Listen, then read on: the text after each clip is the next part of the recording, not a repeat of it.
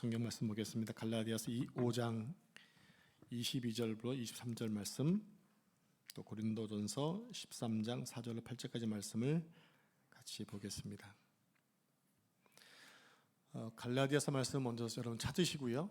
고린도전서 말씀은 화면 보면서 합독하도록 하겠습니다. 갈라디아서 5장 22절 23절입니다. 한 절씩 교독하겠습니다. 오직 성령의 열매는 사랑과 희락과 화평과 오래 참음과 자비와 양선과 충성과 온유와 절제니 이 같은 것을 금지할 법이 없느니라. 자, 고린도서 13장 4절 말씀 제가 읽겠습니다. 사랑은 오래 참고 사랑은 온유하며 시기하지 아니하며 사랑은 자랑하지 아니하며 교만하지 아니하며 무례히 행하지 아니하며 자기의 유익을 구하지 아니하며 성내지 아니하며 악한 것을 생각하지 아니하며 불의를 기뻐하지 아니하며 진리와 함께 기뻐하고 모든 것을 참으며 모든 것을 믿으며 모든 것을 바라며 모든 것을 견디느니라. 자, 8절 같이 읽겠습니다. 사랑은 언제까지나 떨어지지 아니하되 예언도 피하고 방언도 그치고 지식도 피하리라. 아멘. 이 말씀은 살아계신 하나님의 말씀입니다. 아멘. 아멘. 네, 우리 함께 읽은 말씀 하나님의 말씀입니다. 자, 오늘은 갈라디아서 강의 23번째 시간으로 성령의 열매, 사랑이라는 제목으로 말씀을 묵상하도록 하겠습니다.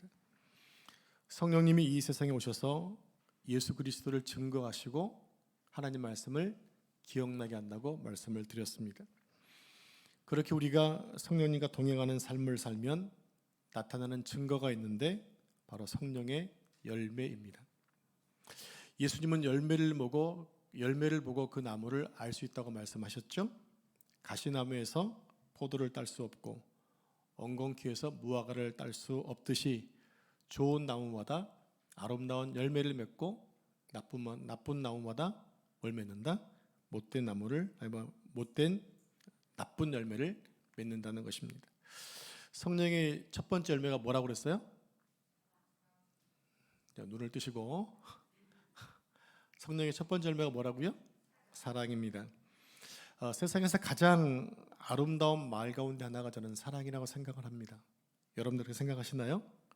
그래서 사랑이라는 말은 어떻게 보면 가장 흔하고 가장 많이 쓰여지는 단어가 사랑이라는 말입니다. 혹시 기억나시나 모르겠는데 임병수라고 하는 가수가 부른 가요 가운데 이런 가사말이 있어요. 사랑이란 말은 너무너무 흔해. 너에게만은 쓰고 싶지 않지만은 달리 말을 찾으려 해도 마땅한 말이 없어. 쓰고 싶지 않지만은 어쩔 수가 없어. 이런 가사말입니다. 사랑이란 말이 너무 흔하기 때문에 사랑하는 사람에게만큼은 쓰고 싶지 않지만 사랑보다 더 좋은 단어가 없기에 사랑한다고 말한다는 것입니다. 네, 그렇습니다. 그 정도로 사랑이란 말은 흔한 말이고 또 이 세상에 가장 많이 쓰이는 말도 사랑이라는 단어입니다. 우리나라 말에 보면 사랑이라는 단어는 하나밖에 없지만 헬라어에 보게 되면 4가지가 있습니다. 화면을 보시면 설명해 드리겠습니다. 아가페가 있습니다. 인간에 대한 하나님의 무한적인 사랑을 얘기하고, 에로스는 남녀 간의 사랑을 얘기합니다. 필리아는 친구 간의 사랑, 우정을 말하고요. 스토르게는 가족 간의 사랑, 어머님의 사랑을 말합니다. 그런데 갈라디아서가 쓰여진 시대, 즉 로마 시대 때만 하더라도 아가페라는 단어는 없었다는 겁니다. 에로스, 필리아, 스토르게만 있었습니다. 그런데 예수님의 십자가 사랑을 통해 보여주신 그 사랑이 있는데 그것이 바로 아가페 사랑입니다. 하나님의 무한하신 사랑인 거죠.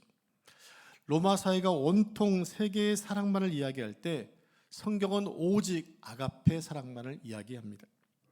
그래서 오늘 본문에 기록된 사랑이라는 단어가 모두 아가페 단어로 쓰여지고 있습니다. 여러분 성경을 보시면 그냥 다 사랑이라만 되어 있는데 언어로 보면 아가페로 되어 있다는 얘기입니다. 자, 조금 전에도 말씀드렸다시피 이 세상에는 사랑이라는 말이 너무너무 흔합니다. 그 대표적인 단어가 이 세상에서 바로 에로스라는 단어예요. 남녀 간의 사랑, 보통 사랑을 얘기하면 에로스로 쓰여지고 있습니다. 그런데 여러분 이 에로스라는 사랑은 대부분이 조건적으로 쓰여진다는 겁니다. 조건적인 사랑이라고 하는 거예요. 아가페 사랑은 무조건적인데 에로스는 조건적인 사랑이라는 거죠. 2022년 6월경에 40대 남편을 20대 아내가 칼로 죽인 사건이 있었습니다. 어찌된 일인가 보니까 남편이 돈이 많은 줄 알고 결혼했는데 결혼해 보니까 빈털털이라는 거예요. 그래서 돈 문제로 싸우다가 홧김에 남편을 죽인 것입니다. 그들도 결혼할 때는 사랑해서 결혼했을 것입니다. 그런데 알고 보니까 조건적인 사랑이었다고 하는 거예요. 무엇을 봤어요? 돈을 봤다라는 겁니다. 여러분이 결혼하셨을 때도 배우자를 사랑하시니까 결혼을 했을 것입니다. 그때 배우자의 어떤 조건을 보고 결혼하셨나요? 보통 아이들에게 앞으로 어떤 배우자 원하냐 하게 되면 키는 이 정도 돼야 되고 조건입니다. 직장은 최소한 그래도 삼성은 가야 돼. 뭐 이런 식으로 어떤 조건이 있다는 얘기죠. 그 조건이 지금도 유효한가라는 것입니다. 지금도 유효한가? 여전히 만족하고 있는가? 그런데 이 에로스는 그 조건이 사라지면 사랑도 사라지는 것이 바로 에로스라는 사랑입니다. 왜냐하면 에로스는 조건적인 사랑이기 때문에 그런 것입니다. 오늘 우리가 살펴볼 사랑은요, 아가페 사랑입니다. 그런데 이 아가페 사랑은 하나님의 사랑을 깨달은 성도에게만 나올 수 있는 사랑이라는 거예요. 성경은 말합니다. 하나님은 사랑이시다. 그게 성경이 정의하고 있는 하나님의 사랑입니다. 왜냐하면 사랑이 하나님의 본성이기 때문에 그래요. 그리고 그 본성이 드러난 것이 바로 십자가의 사랑입니다. 저는 오늘 설교를 통해서 남녀간의 사랑인 에로스와 또 하나님의 사랑인 아가페를 비교해보고 그 아가페 사랑의 특성 중에 오래 참음과 온유함에 대해서 살펴보려고 합니다. 왜냐하면 고린도전서 15장에 사랑의 속성이 15가지가 나와요. 그 15가지 하나씩 다 따지면 15주가 걸리기 때문에 오늘 가장 대표적인 2가지만 생각해 보려고 합니다. 그리고 이 에로스가 하나님의 아가페 사랑으로까지 나아가야 한다는 것을 생각해 보려고 합니다. 먼저 에로스 사랑과 아가페 사랑의 차이점이 있습니다. PPT 보시면 그 차이점은 에로스는 가치를 추구하는 사랑이고 아가페는 가치를 부여하는 사랑이다. 너무 좀 이게 고차원적이어서 알아들을지 모르겠어요. 다시 말씀드리면 에로스는 늘 무엇인가 추구한다라는 것입니다. 하지만 아가페는 뭐라는 얘기예요? 그 가치를 부여한다라고 하는 거예요. 그러니까 이미 가치 있는 것을 추구하는 것이 에로스이고 아가페는 가치가 있든지 없든지 상관없이 내가 가치를 부여한다라는 거예요. 에로스는 가치 있는 것을 추구하기 때문에 그 에로스의 중심에 누가 있느냐? 항상 내가 있는 것입니다. 내가 추구하는 가치에 내 생각과 의지가 들어있고 내게 유익한 것을 추구하다 보니까 내 자신이 항상 주인공일 수밖에 없는 거예요. 그래서 내 마음이 식상하고 내 마음이 바뀌면 그의 사랑은 밀어버리는 것입니다. 그런데 아가페는 그 중심에 내가 있지 않고 내가 가치를 부여하고 사랑을 주는 것이기 때문에 상대방에게 그 사랑이 맞춰져 있다고 하는 거예요. 주님의 십자가가 그런 거죠. 주님의 십자가는 당신을 버리시는 거잖아요. 누구를 위해서? 상대방을 위해서 버리시는 거예요. 그게 바로 아가페 사랑이라는 것입니다. 두 번째로 생각할 것은 뭐냐면 아가페 사랑은 매우 구체적이고 실제적이라는 것입니다. 하나님이 원하는 사랑은 바로 구체적이다. 십자가 사랑을 나타났다. 그리고 그걸 통해 우리를 구원시켰다. 아주 실제적이라는 거죠. 자, 고린도전서 13장은 사랑장이라고 하는데 사랑장에는 모두 사랑의 특성이 15가지가 나와요. 근데 그것이 하나같이 너무나 구체적이고 현실적이라는 것입니다. 오래 참는다. 온유하다. 시기하지 않는다. 무리하게 행동하지 않는다. 다 하나같이 구체적이고 현실적이에요. 그러니까 하나님이 원하시는 사랑은 달콤하거나 문학적인 것이 아니라 너무나 구체적이고 너무나 실제적인 행함으로 나타나고 있다는 거죠. 그렇습니다. 사랑은 행동으로 나타나야만 합니다. 사랑은 분명히 추상적인 단어예요. 뭔가 어떤 형태를 띠고 있는 게 아니에요. 그런데 행동을 통해서 사랑의 형태가 드러나게 된다는 것입니다. 한 남자가 한 여자에게 사랑을 고백할 때 그 여자는 남자의 사랑을 어떻게 확인할 수 있을까요? 사랑을 직접 보여주면 됩니다. 어떻게 보여주나요? 그게 바로 뭘까요? 행동이죠. 그래서 선물을 준다라든지, 그리고 값진 선물을 아니면 어떤 표현해 주는 것, 이것이 바로 사랑으로 나타나는 행동, 나타나는 거죠. 값비싼 선물도 그 중에 하나인 것입니다. 그렇다면 우리가 하나님의 사랑을 어떻게 알 수 있을까요? 여러분, 하나님 사랑을 여러분 어떻게 알고 어떻게 깨닫고 계시나요? 하나님이 예수님을 보내셔서 십자가에 죽게 하셨습니다. 이것은 매우 귀중한 선물입니다. 하나님이 자신의 아들을 우리를 위해서 주신 것이에요. 또한 진귀한 선물입니다. 예수님은 하나님의 유일하신 아들이시기 때문입니다. 이렇게 하나님은 우리의 필요를 위해 당신의 아들을 내어 주심으로써 당신의 사랑을 확증해 보이셨습니다. 그것만큼 위대한 사랑은 없다고 말하는 거죠. 그러므로 오늘 우리가 사랑에 대한 속성을 깨닫고 나면 이런 결론을 내려야 돼요. 아, 사랑은 행함이구나. 사랑은 행함으로 나타나야 되는구나. 사랑은 실제적이고 구체적으로 나타나야 되는 것이구나 하는 것을 깨닫게 되어진다는 얘기입니다. 그리고 우리는 그렇게 깨달은 것을 삶 속에서 구체적으로 행해야 하는 것입니다. 여러분께 확인하고 싶은 것이 하나 있습니다. 여러분, 지난주에 숙제 하셨나요?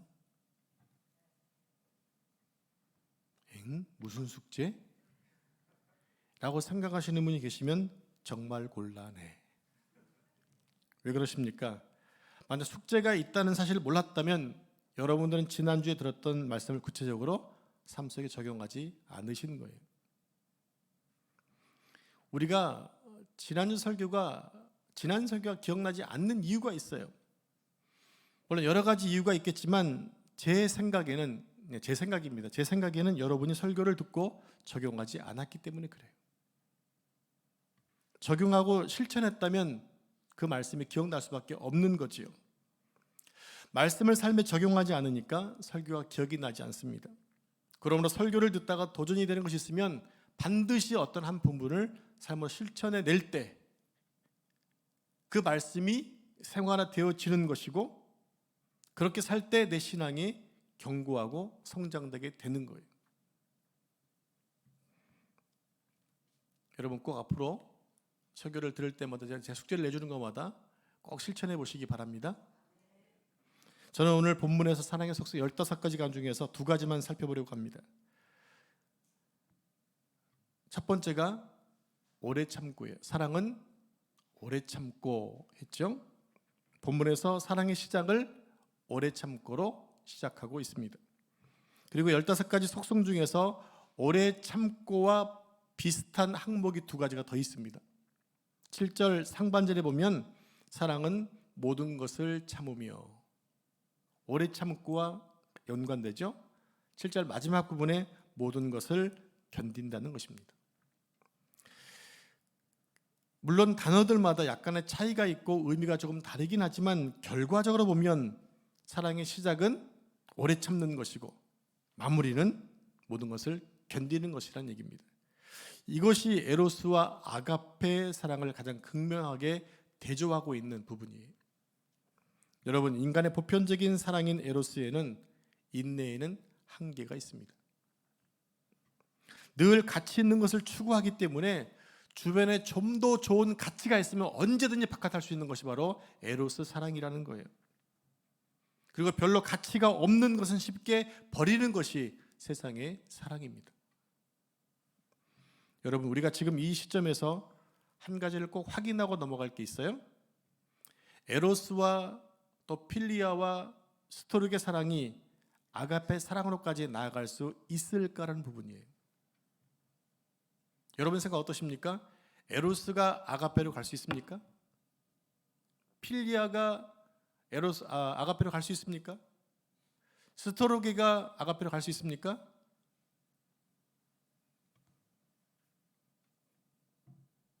아니라고 생각하시는데 아니라고 생각하면 굳이 이 말씀을 쓸 필요가 없다는 겁니다. 하나님이 원하시고 기대하시는 것이 뭐냐? 에로스, 필리아, 스토르게 사랑이 아가페 사랑으로 승화되기를 원하신다라는 거예요. 그런 삶을 살라고 우리에게 말씀하고 있다는 거예요. 그래서 사도 바울은 지금 그 특성 15가지를 얘기하면서 너희는 그렇게 나아가야 된다. 가장 먼저가 바로 오래 참고의 특성입니다. 여러분, 부부 관계에는 에로스도 있고 아가페도 있습니다. 또 친구와 우정의 관계, 부모의 사랑 가운데서도 필리아, 스토르게도 아가페가 있고 또 스토르게, 필리아도 있다는 겁니다. 만약 부부 관계와 그리고 우정에서 오래 참음이 없다면 아가페라고 말할 수가 없다는 얘기입니다. 그러면 오늘 우리는 하나님 마음을 제대로 알아야 돼요. 하나님이 어떤 마음을 가지고 이 말씀을 쓰게 하셨을까? 결론적으로 말씀을 드리자면 앞에서 말씀드린 3가지 사랑을 모두 아가페 사랑으로까지 승화시켜야 한다라는 겁니다. 여러분, 그게 가능할까요? 저는 충분히 가능하다고 생각합니다. 이제 한 예로 부모님의 사랑을 생각해 보겠습니다. 배우자를 죽기까지 사랑할 수 있지만, 여러분 그러잖아요. 내가 죽기까지 당신을 사랑한다. 뭐 이게 드라마만 나오는 얘기는 아니잖아요. 그렇게 사랑한다고 말할 수 있지만 배우자를 위해 죽는 사람은 거의 없습니다. 그런데 부모님은 자식을 위해 죽을 수 있습니다. 우리 부모님께 한번 여쭤볼게요. 그럴 수 있으시죠? 실망스러운 저는요, 저희 부모님의 사랑을 보면서 또 그리고 제가 아이들을 사랑하는 것을 느끼면서 인간도 아가페 사랑을 충분히 할 수 있다고 저는 생각합니다. 그것을 보여주는 게 바로 부모님의 사랑이라고 하는 거예요. 부모는 자녀를 위해 모든 것을 쏟아붓습니다. 무한대 사랑이 있습니다. 그러니까 인간에게 아가페가 없는 게 아니라 사랑할 의지가 없고 사랑하고 싶지 않은 것뿐이에요. 그렇게 하기 싫은 거지요. 그래서 오늘 여러분이 꼭 기억해야 할 것이 있습니다. 그것은 아가페와 에로스 사랑을 결정짓는, 구분짓는 하나가 있는데, 나의 사랑 안에 오래 참음이 있는가라는 것을 확인하는 거예요. 그러면 오늘 나에게 오래 참는 것이 가능하다면, 오래 참음이 있다면 아가페 사랑을 이미 소유한 자라는 것입니다. 하나님의 사랑은 십자가의 사랑으로 충분히 확인시켜 주셨습니다. 베드로후서 3장 9절에 보면 주의 약속은 어떤 이들이 더디다고 생각하는 것 같이 더딘 것이 아니라 오직 주께서는 너희를 대하여 오래 참으사 아무도 멸망하지 아니하고 다 회개하기 이르기를 원하신다라고 말씀하셨어요. 그러니까 주님의 십자가 사랑은 오래 참는 사랑이었다는 겁니다. 하나님의 사랑은 오래 참고 지금도 참고 계세요. 오래 참고라는 단어를 원어로 보면 인간관계 속에서 받은 상처를 견디어내는, 사람과의 관계 속에서 받은 상처를 견디어내는 어떤 특성을 말하는 단어입니다. 그러니까 이 오래 참고라는 사랑의 특성은 부당한 일을 당해도 보복하지 않는 태도를 말하는 것입니다. 이게 오래 참고의 어원이에요. 꼭 기억하십시오. 사랑이 오래 참는 것이라고 할 때, 오래 참는 것은 내가 다른 사람에게 부당한 일을 당하고 억울한 일을 당해도 보복하지 않는 것, 즉 원수를 갚지 않는 것, 이것입니다. 절대 쉬운 일이 아니죠. 예를 들어 보복 운전이 심한 이 시대에 억울한 일을 참는 것이 얼마나 어려운 일입니까? 요즘에는 데이트 폭력 이런 것들이 많잖아요. 그런 세대 속에서 내가 부당한 일을 당해도 참는다는 것이 절대로 쉽지 않은 것이 되어버렸다는 얘기입니다. 그러나 그렇게 하는 것이 오래 참는 것이 바로 아가페 사랑을 가진 자의 모습이라는 거죠. 여러분들에게 있어서 3세판 이상을 참을 수 있다면, 3세판 이상을 참을 수 있다면 여러분들은 아가페 사랑이 있는 거예요. 요즘엔 3세판이 뭡니까? 한두 번도 못 참잖아요. 여러분, 바울이 고린도 교회 성도들에게 사랑의 특성을 설명하면서 오래 참고를 가장 먼저 표현한 이유가 있습니다. 왜냐하면 고린도 교회 안에 부당한 일을 당하는 사람이 많이 있었거든요. 고린도 교회를 사도 바울이 세우면서 그 교회를 무척 사랑했어요. 그래서 많은 증거들과 많은 어떤 은사들과 또 사도 바울이 기뻐하는 것들이 참 많이 있었는데 그 교회가 은사를 많이 받다 보니까 도리어 교회가 문제가 많아졌어요. 어떤 부당한 일이 있었는지 고린도전서 11장 21절을 보면 확인할 수 있는데 함께 같이 합독하겠습니다. 시작. 이는 먹을 때에 각각 자기의 만찬을 먼저 갖다 먹음으로 어떤 사람은 시장하고 어떤 사람은 취함이라. 너희가 먹고 마실 집이 없느냐? 너희가 하나님의 교회를 업신여기고 빈궁한 자들을 부끄럽게 하느냐? 아멘. 고린도 교회는 문제가 많은 교회였습니다. 교회가 문제가 많다 보니까 이제 구원받은 형제 자매임에도 불구하고 경제적으로 좀 어렵고 힘든 성도를 도와주고 또 이렇게 감싸주는 게 아니라 그들을 업신여겼어요. 그리고 조롱했어요. 그래서 마음의 상처를 가득 입게 했던 것입니다. 그래서 바울이 말하고 있는 거예요. 교회에서 억울한 일을 많이 당하느냐? 그 억울함을 참고 인내하는 그게 바로 사랑이다. 이렇게 얘기하고 있는 거예요. 여러분, 지상교회는 완전하지 않기 때문에 지상교회 안에서는 억울한 일을 당할 때가 많이 있습니다. 그래서 서로 간에 상처를 주고받고 하는 거예요. 교회는 완전하지도 않고 완벽하지도 않습니다. 부족하고 연약한 내가 있는 한, 부족하고 연약한 내가 어디 있는 한 그 교회는 완전하지 않아요. 그래서 늘 상처가 있는 거예요. 저는 부목사 사역을 오래 하면서 상처받는 성도들을 많이 봐왔습니다. 그래서 제가 다짐한 게 하나 있어요. 내가 담임 목회할 때 성도들에게 상처 주는 목사가 되지 말아야지. 이렇게 다짐했습니다. 그게 잘 안 되더라고요. 왜냐하면 저도 연약한 인간이다 보니까 저도 상처를 받고 또 상처를 주는 경우가 많은 것 같아요. 혹시나 저 때문에 상처를 받으신 분이 계시다면 이 시간 용서해 주시기 바랍니다. 기도해 주시기 바랍니다. 너무나 부족하기 때문에 그래요. 저만 부족한가요? 여러분도 그러시다면 뭐 해야 됩니까? 서로 기도하고 사랑으로 감싸줘야 하는 거예요. 그러면 여러분 신앙생활 하시면서 이 오래 참음과 관련해서 두 가지를 꼭 기억하겠어요. 어떤 것이냐? 첫째는 할 수만 있으면 남에게 상처 주는 일을 하지 않도록 기도해야 한다는 것입니다.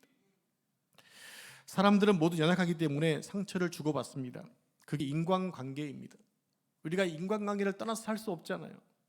서로 있다 보게 되면, 부딪히다 보게 되면 상처가 생길 수밖에 없는 거예요. 그렇기 때문에 남에게 상처를 주고받지 않도록 뭐 해야 된다? 기도해야 한다는 거예요. 바라기는 우리 교회 안에서 상처받는 분이 한 분도 없기를 바랍니다. 그러려면 조심하시고 무엇보다 오래 참을 수 있도록 기도를 해야 하는 거예요. 자, 두 번째는 뭐냐면 부당한 일을 당해도 잘 견뎌낼 수 있도록 또 노력하는 거예요. 부당한 일을 당해도 노력하는 것입니다. 여러분, 억울한 일을 당하고 분한 일을 당할 때마다 자기 감정이 다 드러내는 것은 내게 아가페 사랑이 없다는 증거예요.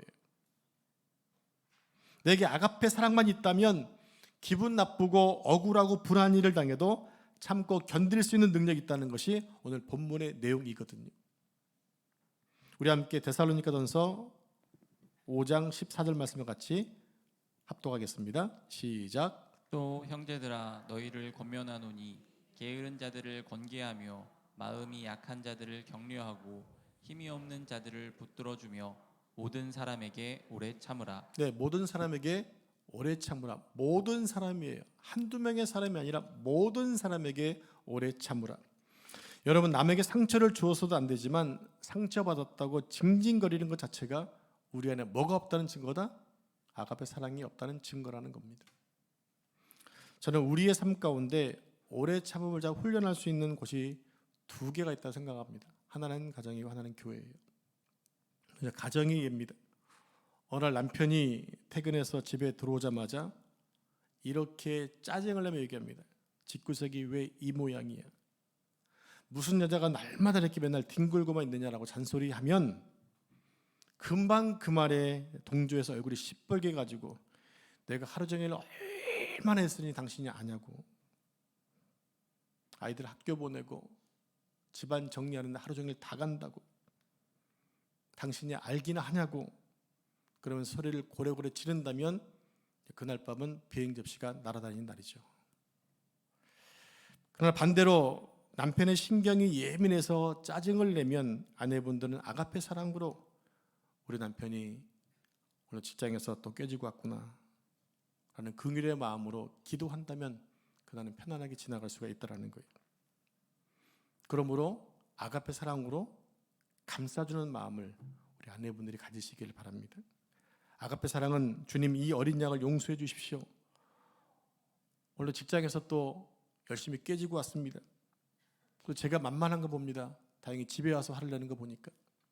밖에서 화내는 건 다행이 아닙니까? 깨졌다고 밖에서 화를 냈으면 또 어마어마한 또 지출이 생길지 모르는데 다행히 아내한테 와서 하니까 얼마나 다행이에요. 차를 몰고 기분 나쁘다고 보복 운전하면 힘들었을 텐데 다행입니다라고 생각하는 것, 그게 바로 품어주는 사랑이라는 겁니다. 그런 훈련을 서로 간에 배우자끼리 훈련하면서 다듬어져 가야 한다는 얘기예요. 그리고 교회 또한 오래 참음을 훈련하는 장소입니다. 교회에 큰 문제가 없고 약간의 상처를 제공하는 교회가 좋은 교회예요. 왜냐하면 교회는 완전한 교회가 없다고 하잖아요. 그러니까 작은 것으로 이렇게 하는 것들은 충분히 이해할 수 있습니다. 그래서 예를 들면 주차장에서 주차하려고 하는데 주차위원이 내 앞차는 좋은 자리로 보내고 내 차는 저리 가라 그러면 시험이 들지요. 그때마다 어떻게 해야 됩니까? 아유 기분 자첩다라고 하시면 안 되고, 아 하나님 오늘 나를 이렇게 훈련시키시구나 생각하면 좋다는 얘기입니다. 그것뿐만이 아니에요. 주차위원들이 통제에 따르지 않고 자기 마음대로 주차하고 가시는 분을 볼 때마다 하나님이 나를 또 훈련시키시구나 생각하신다면 넘어갈 수 있다는 얘기입니다. 그래서 주차위원들 섬기시는 분들에게 늘 한번 인사 한번 해주시고 수고한다고 그러면 얼마나 그것이 은혜가 되겠어요. 괜히 그분에게 짜증내고 하실 필요가 없다는 얘기죠. 그런 것도 훈련하는 곳이 바로 교회다라고 하는 거예요. 여러분, 교회는요 그렇게 오래 참는 것을 훈련하는 장소입니다. 이제 두 번째 항목인 사랑의 두 번째 항목인 온유함에 대해서 살펴보겠습니다. 자, 말씀을 준비하다가 이게 참 궁금했어요. 오래 참고 다음에 뭐가 나올까? 오래 참고 다음에 바로 뭐가 나왔어요? 온유하며라는 단어가 나오는데 이게 과연 두 개가 조합이 잘 될까? 라고 생각을 했던 것입니다. 조합이 안 돼 보이잖아요. 오래 참는다, 온유하다. 원래 온유라는 말은요 친절함이라는 뜻이에요. 친절함. 그런데 이 온유라는 단어의 원어를 보니까 이렇게 돼 있어요. 해를 끼치는 자에게 친절과 온화함으로 대한다. 나에게 부당한 일을 해를 끼치는 사람에게 어떻게 대한다? 친절과 온화함으로 대하는 것이 바로 온유라는 거예요. 제가 조금 전에 얘기했던 부부간의 이야기가 바로 그런 것입니다. 남편이 따다닥 쏘아붙일 때 그것을 친절하고 온유함으로 감싸주는 것이 바로 온유함이라는 것입니다. 그러니까 오래 참는 사랑이 상처를 준 사람에게 대해서 소극적인 자세라고 한다면 온유함의 사랑은요 적극적인 태도예요. 단순히 참는 것에 머물지 않고 내게 상처를 주고 해를 끼치는 사람을 적극적으로 선대하는 것이 바로 온유함입니다. 이런 온유함의 대표적인 성경의 사람이 모세이죠. 모세의 온유함이 지면에 승했다. 무슨 얘기입니까? 성경 중에서 온유함의 대표는 바로 모세라고 하는 거예요. 한국에도 그런 분이 계세요. 누구신가? 사랑의 원자탄이신 손영원 목사님이세요. 1948년 10월에 여수 순천 반란 사건이 있었죠. 그때 손영원 목사님은 자기 두 아들을 죽인 원수를 품고 용서하는 정도가 아니라 선대하고 온유함으로 그를 양자로 삼아 주셨어요. 그랬더니 그를 수용할 수 없었던 어린 딸이 이렇게 얘기합니다. 아빠 왜 이런 일을 하세요? 난 절대 용납 못합니다. 용서했으면 되지 이렇게까지 하실 필요가 어디 있냐고. 그랬더니 손 목사님이 이렇게 대답을 하셨답니다. 얘야, 성경을 봐라. 원수를 사랑하라고 했니? 용서만 하라고 했니?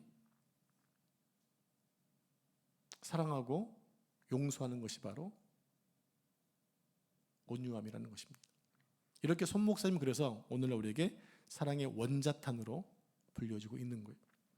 여러분, 용서하는 행위가 오래 참음이라면 끝까지 사랑하는 게 온유함입니다. 저는 오늘 여러분이 이 오래 참음과 온유함을 일주일 동안 잘 실천해 보셨으면 좋겠습니다. 오래 참고 또 섬겨주고. 주님은 마태복음 10장 29절에서 이렇게 말씀하셨죠. 나는 마음이 온유하고 겸손하니. 나는 마음이 온유하고 겸손하다. 여기에 나오는 온유함의 의미가 무엇인가 하면요, 예수님은 화도 잘 안 내시고 예수님의 성격이 부드럽다는 그런 의미가 아니에요.